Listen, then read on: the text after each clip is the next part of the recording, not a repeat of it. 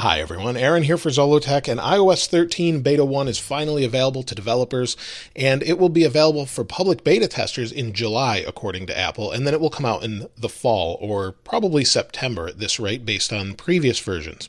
Now, the first thing you need to know is that iOS and iPad OS are now two different things. There is a separate version of the OS for iPad, so I'm going to cover that in a completely separate video with all the different features there. Now, the supported devices go back to the iPhone SE. So everyone that was worried about the SE getting support, it's supported. It's running on my SE right now, and it seems to be doing okay. Although this is very buggy and was very difficult to install. First, you need a Mac, then you need Xcode installed, Xcode 11, then you need the file, the IPSW file, and then you can install it via iTunes. And iTunes is going away, and you'll be able to do it in the Finder in future versions of macOS. But we'll talk about that in those other videos. Now, the first focus on this is performance. Performance is supposed to be a lot better, smaller app downloads, 50 to 60% smaller. Apps should launch 2 times faster, going into different apps, different things like the App Store itself. Now, we may not see those refinements until a little bit later, but it should be faster in the long run. Also, faster Face ID. If we go here, Face ID is a little bit faster, but it should be a lot faster, and it seems to be pretty quick already. And then the thing everyone is waiting for is dark mode, and that is here. And you can see there's 2 different wallpapers. This is for light mode, this is for dark mode. So let's go into the settings. I'll show you what that looks like. So if we go into the settings here, and then we go to wallpapers, or display rather, and then we go to dark. Now we have dark mode. And dark mode also has some options for automatic. So if you want it to switch from light until sunset or have a custom schedule, you can do that. So it's nice, and you can have it completely manage itself, leave it light or leave it dark all of the time. Now, all of those same things are on the iPhone SE as well. Now let's take a look at the wallpapers, and there's not a ton, but there are some new ones. So this is dark mode. You can see on the home screen here, and we'll go into wallpaper. And under wallpaper, we'll go to choose new wallpaper, and then under stills, you'll see there are 4 new wallpaper, and they're light and dark. You can see that from side to side. So we have the red wallpaper, the blue one I'm currently running, the green one, and then there is a black and white version as well.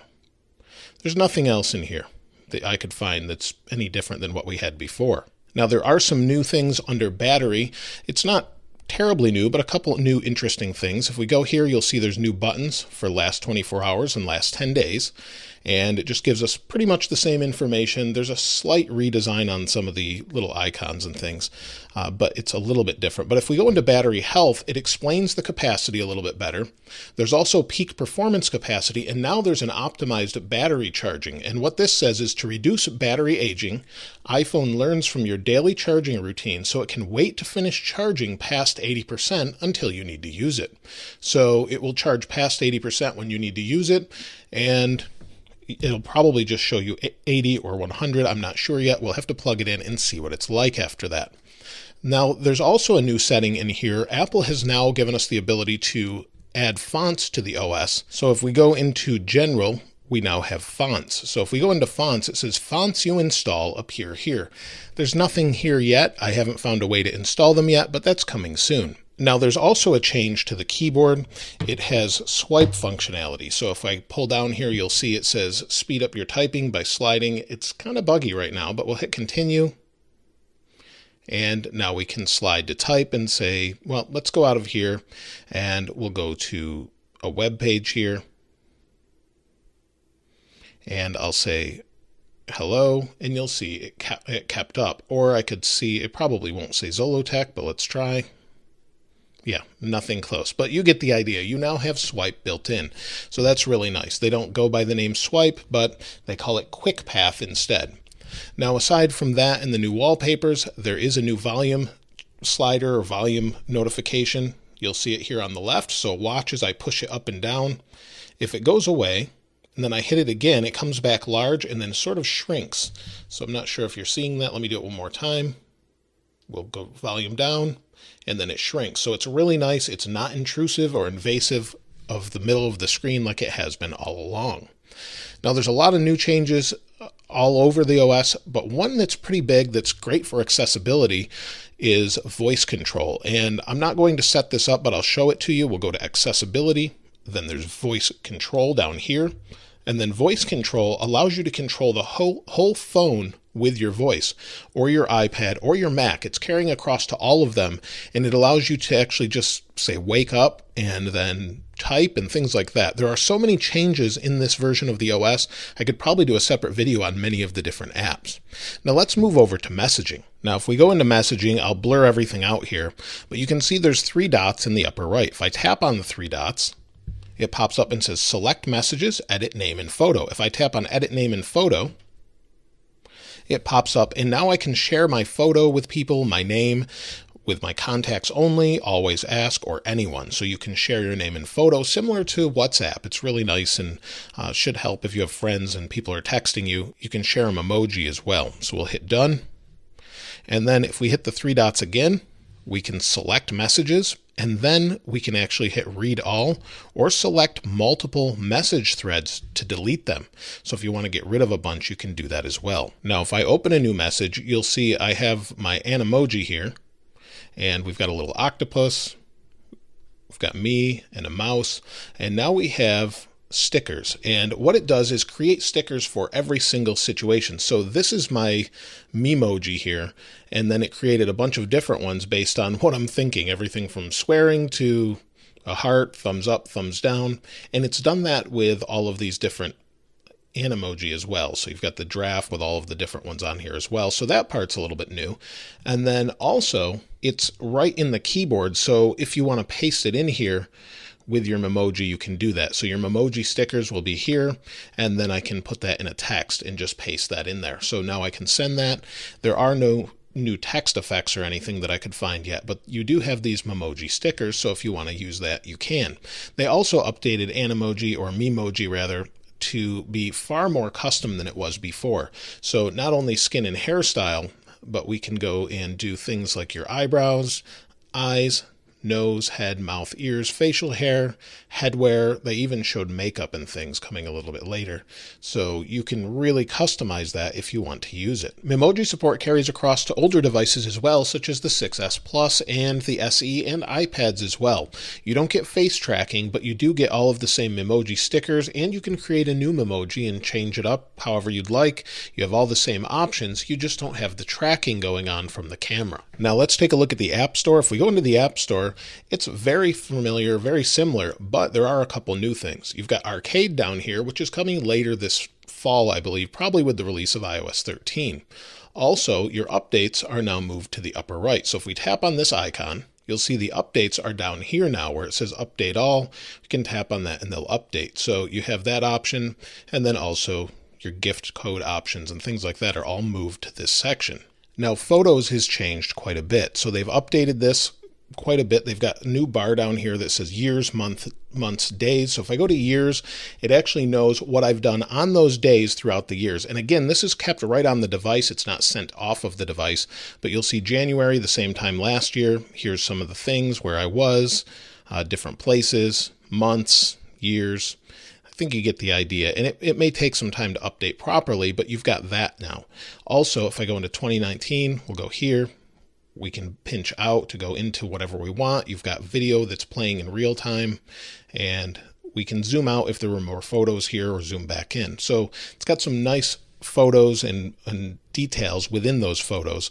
If we go into a photo now, we can hit edit and we have a bunch of new options. So we'll wait for it to download here. It was pretty fast, much faster than before, I might add. So now we just have automatic adjustment. We also have exposure, brilliance, highlights, shadows, contrast, brightness, black point, saturation, vibrance, warmth, tint, sharpness, definition, noise reduction, and vignette. And then we can use this to control it, the little slider here.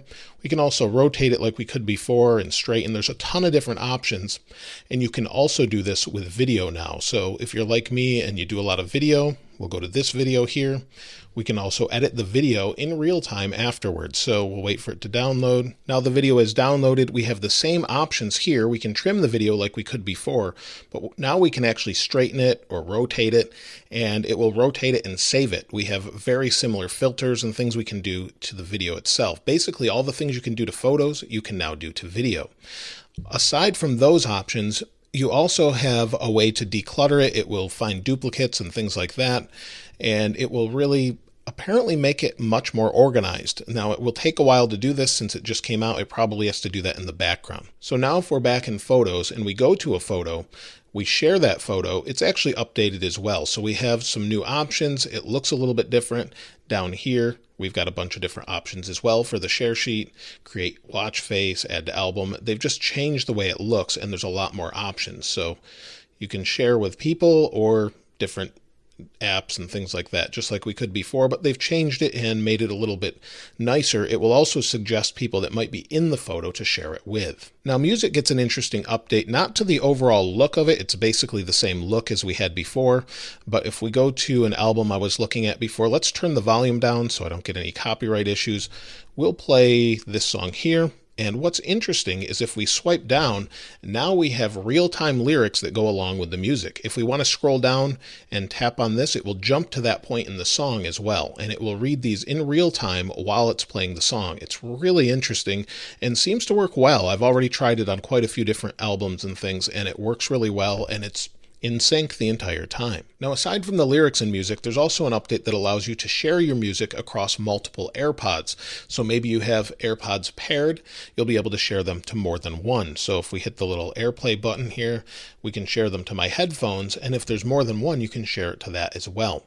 There's also a feature that allows you to hand this off to your HomePod when you get home and play your music there. So that's really nice as well. The Health app is getting a redesign, so it looks a little bit different. Of course, everything seems to have a dark mode, but everything from flights climbed to walking, of course, all the same information is here, but also they've added hearing, and they've added hearing to the watch. So maybe the music around you is too loud, you're at a concert, it will let you know, hey, this may be too loud for your hearing. You could turn that off, of course, if you don't want it to, but it's there. And there's just more information, and they've broken it down a little bit differently. And my watch is not actually synced to this device, so it's not there, but there will be more information in it in the future. Now, the next thing is Safari. Now, Safari will work in desktop mode on things like the iPad, but let me go to some of the settings here. So if you look in the upper left here, we now have a font button, and then we can change the font to show a reader view, hide the toolbar, or change the font larger, smaller. See there, 85%, 115%. It's all in real time. And then, of course, we've got website settings as well. If we go here, we now have request desktop website, and this will do it every time. Use the reader automatically. Allow or deny the camera, microphone, or location. So it's nice. It will ask you every time or not at all, depending on what you want it to do. So those are some really nice features as well. Now, Mail gets an update as well. If we go into Mail, you'll see it looks dark, of course, with dark mode, and we do have some other options. So we can go to Edit. We can select all now in the upper left. And then we can move them all to trash, mark them, move them all. That part's really nice. And then if we go into an email, we'll take the look at the Lego email, we can unsubscribe from mailing lists, which I believe that was there before. And then if we reply or hit the little reply button, we have a lot of different options now, such as move to junk, mute, notify me. It's really nice. And of course, print as well. So there's some nice updates there. Now, Notes gets an update as well. So let's take a look at that in the iPhone 6 Plus here, and you'll see it says add almost anything, note to self or with anyone, sketch your thoughts. We'll hit continue, and here's some of my notes. If I hit this little button here, we can select, we can view attachments, delete all, move all. You'll see these are just notes for things like this video right now. If I go into this one, we've got the share sheet, of course, that's a little bit different. You'll see it says approve with Apple Watch, which is kind of interesting. And it's just got a lot of different options. So, of course, we can create a new one.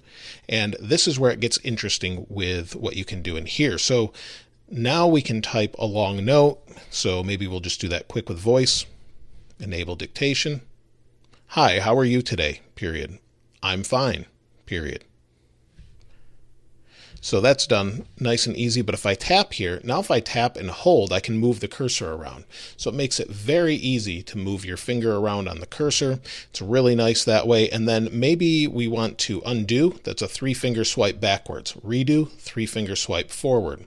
If we want to copy, we can tap, or like on the iPad, we can tap here, select, and then I guess you can copy with a 3-finger swipe gesture out, but it's kind of hard on a screen like this. So those are the new things in Notes, and I really appreciate those. It makes it a little bit easier. Now, Reminders has been redesigned from the ground up. So if we go into Reminders, you'll see there's Today, Scheduled, All, Flagged, Family, and Reminders. We can add a list down here, iCloud or local. We've also got the ability to edit everything, or just go into Today, add a new reminder, and use it this way. So it's just got more options. It's completely redesigned as far as the way it looks, and it's a little bit nicer. You can also have it do things such as tag a person in the reminder to show it in messages. So maybe you create a reminder here, then you go into messages and you're texting with that person. It will remind you may need to talk to them about something.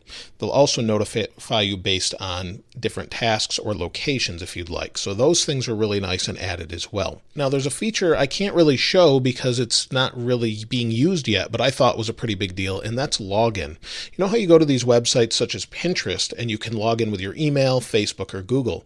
Well, soon there's going to be an Apple login, and this one will be a little bit better because you'll be able to sign in kind of randomly. It will choose a random sign-in for you, link it back to Apple, and then give you the option of whether or not you want them to send you emails, or if you don't, they can create a random email for you that will forward to your main address. So you'll be able to log in with Apple. It'll be completely private and secure, and Pinterest won't be sending you a bunch of information or any other website that you may use that with.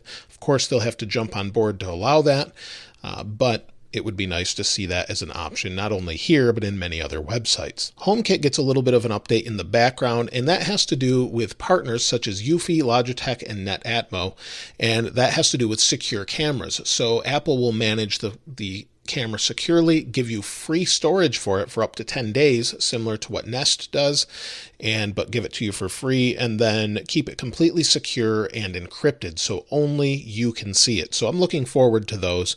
And then they're also bringing HomeKit to routers as well, so that'll be coming soon, and they'll be partnering with people such as Linksys and Eero and even Charter Spectrum. Now the camera gets a little bit of an update, so if we go into camera, we're in portrait mode, and you'll see we have a new portrait mode, Stage Light Mono. So we'll move a little bit further away. I took the photo. Now it doesn't seem to be working, but there is a new feature that will allow us to adjust the actual intensity of light after the fact. So after we've taken the photo, Apple showed this as someone's face. They could adjust the intensity of light to fill in areas or dim that. I'm not able to do that right now, but hopefully we'll be able to do that in the future, or maybe it will just take a little while, but it is beta 1. CarPlay gets a complete redesign as well, and it has a new dashboard along with calendar and a music app refresh, and it looks pretty good. If you want me to test that in a separate video, there's a lot of features to go over. Let me know in the comments below. Now there's also an update to some of the phone settings. So if we go into settings, and then we go to phone. Under phone, we used to have just this area here. Now we have a couple more.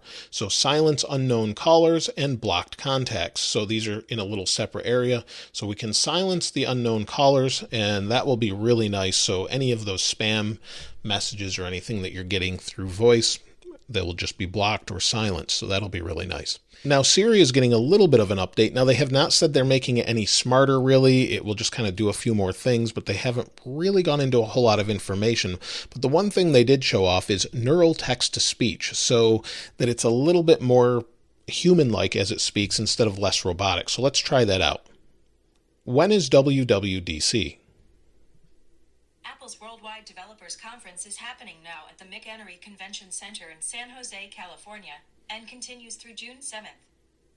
So it does sound a little bit more natural, and it will probably improve over time. So that part's really nice.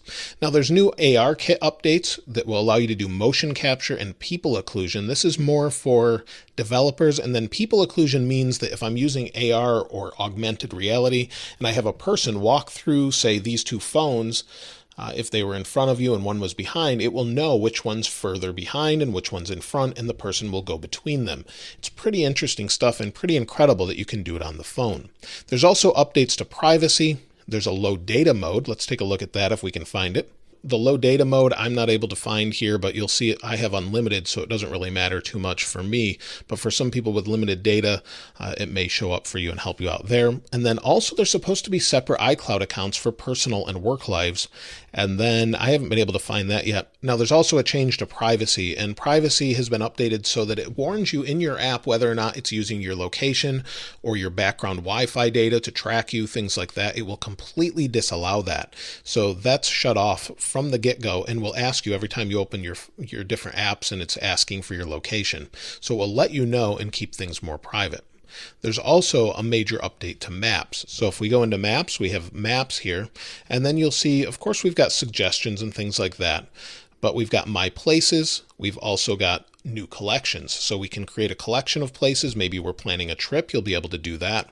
You can also share that place with someone else. So you can share an ETA. So let's say we'll go to, let's go quite a ways away. So you can see it's a very long way away. If I slide up here, you can share the ETA with someone. You've got the details and things like that. It's really nice. And then also, let me see if I can zoom in here. Cities will be updated by the end of the year to have a lot more detail. So if I zoom in, you've got detailed maps of buildings. If we hit the little eye here, you can do the satellite view, of course. Some of them have 3D locations, like this one. And then one thing that I can't find yet is they have a little set of binoculars, and those binoculars will give you a street view. So let's see if I can get that here. I don't see the binoculars yet, but I haven't been able to find it, but it will give you sort of a street view look. So you'll be able to do that and look around, I guess is what they're calling it, or something along those lines, so that you can look around and see exactly where you're at within a city. So these should all be updated in the United States by the end of 2019, and then rolling out to other countries from there.